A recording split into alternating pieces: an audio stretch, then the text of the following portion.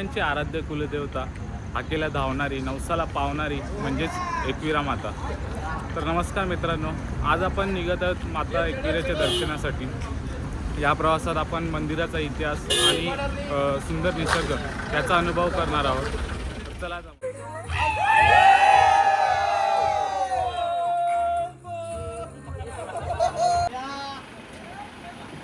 आणि आता प्रवासाला सुरुवात होते नवीन.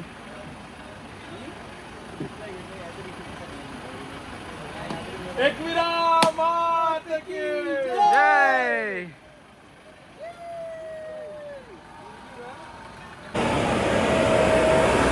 बोल बोल बोल बोल बोल.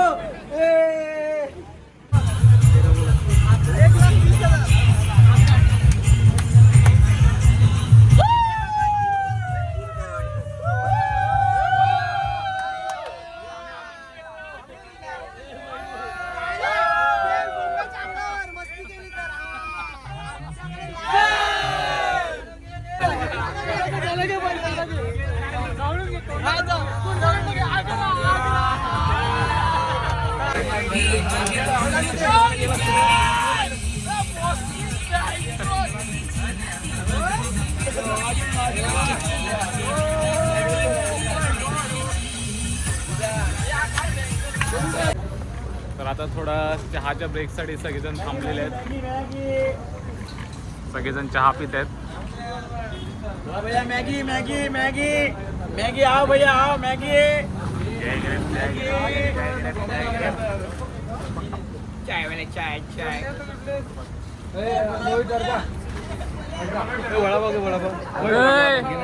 किती कॅलरीज आहेत त्याच्यात? किती आहे देऊ?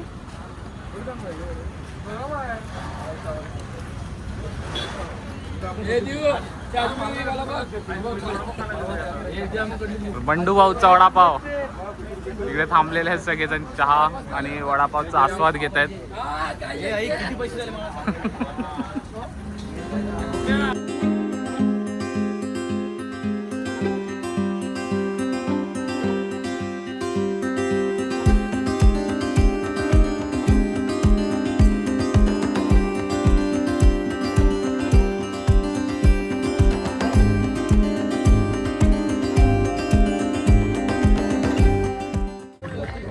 फायनली पोचलेले आहेत. सकाळचं मस्त वातावरण झालेलं आहे.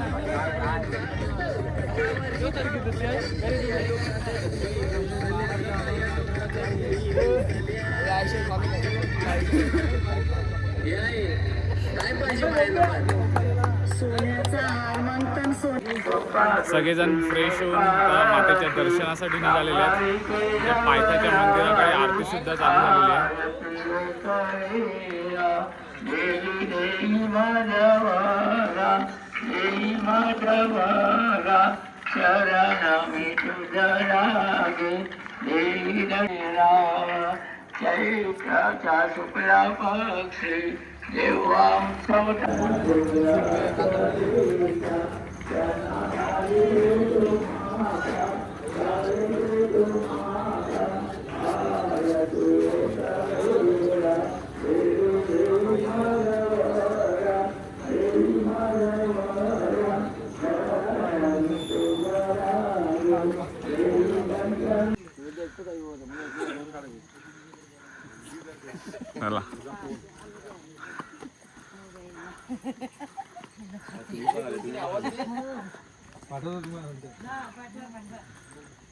एकविरा माते के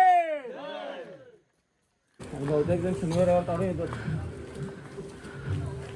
सगळ्यात बेकार दिवाळीच गर्दी असते.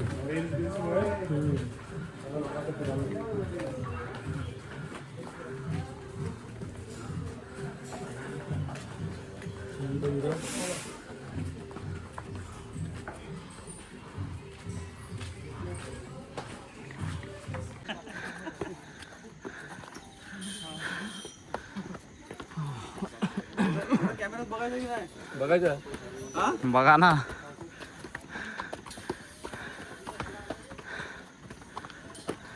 एकविरा माते के आई आई आई मी रोज 5-5 किलोमीटर धावतो, हे नॉर्मल आहे माझ्यासाठी. चालणं 5 किलोमीटर रोज धावतो, हे नॉर्मल आहे.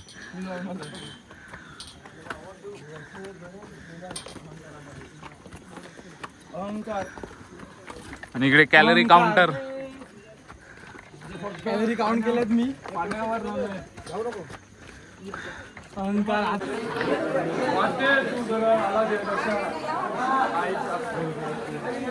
साडी पण दिल्या.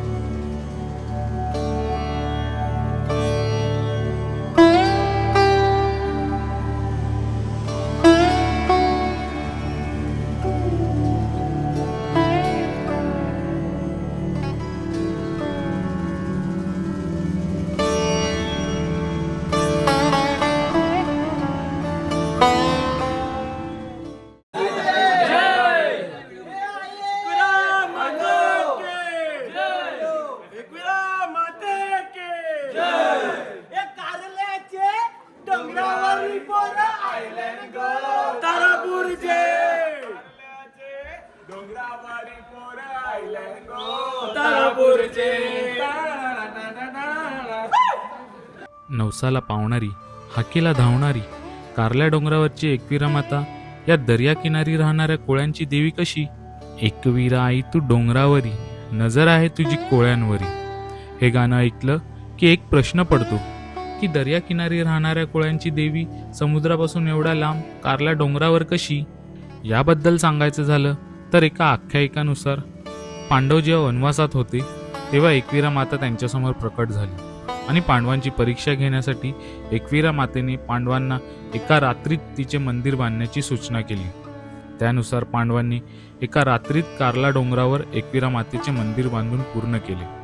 त्यामुळे एकविरा माता पांडवांवर प्रसन्न झाली आणि पांडवांनी बांधलेल्या मंदिरात विराजमान झाली.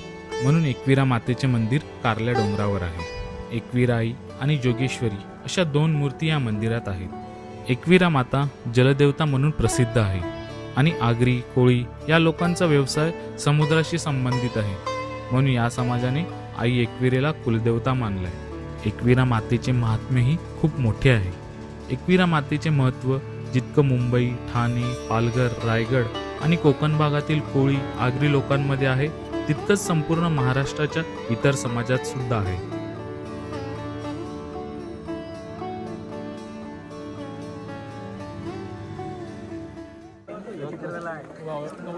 सगळ्यांचा फोटोशूट चालू झालेला आहे आणि महिन्यात घेतलाय भोईसाठी फोटो चांगले.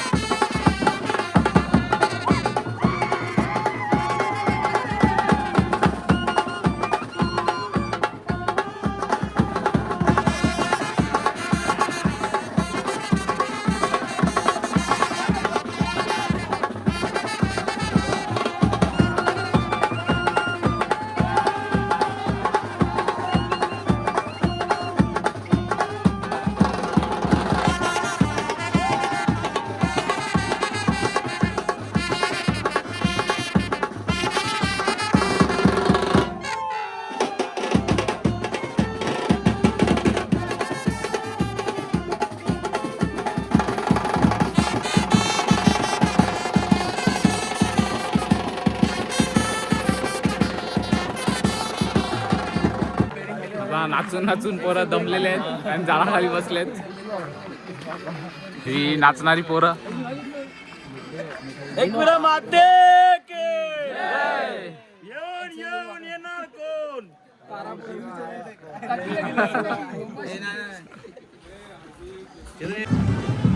तर आता आम्ही जातोय कार्ला केव बघायला, जे एकविरा मातेचं मंदिर आहे त्याच्या मागे जी लेणी आहे ती बघण्यासाठी जातोय. तर त्यासाठी टाईम स्लॉट आहे. तिकीट आहे ना ते 9 ते 5 पर्यंत मिळते.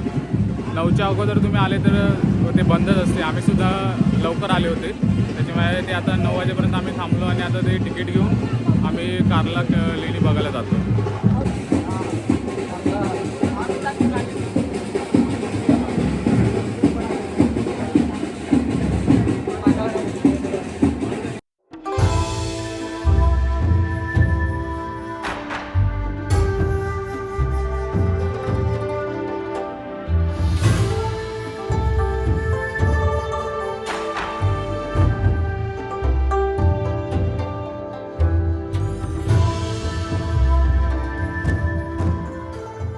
कार्ला लेणी ही लेणी इसवी सन पूर्व 2ऱ्या ते इसवी सन पूर्व 5व्या शतकादरम्यान सातवाहन काळात खोदलेली प्राचीन बौद्ध लेणी आहे. प्राचीन व्यापारी मार्गावर वसलेली ही कार्ला लेणी 16 लेण्यांचा समूह आहे. ही लेणी बौद्ध भिक्षुकांच्या निवासासाठी आणि प्रार्थनेसाठी बनवली गेली होती.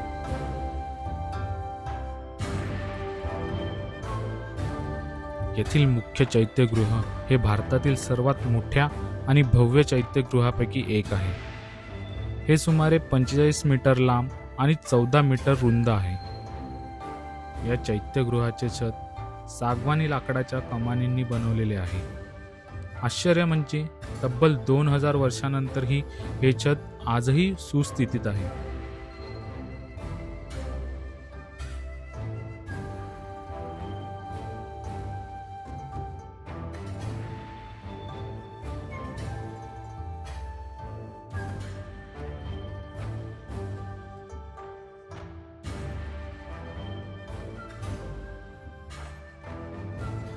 चैत्यगृहाबाहेर सज्जा कोरलेला आहे.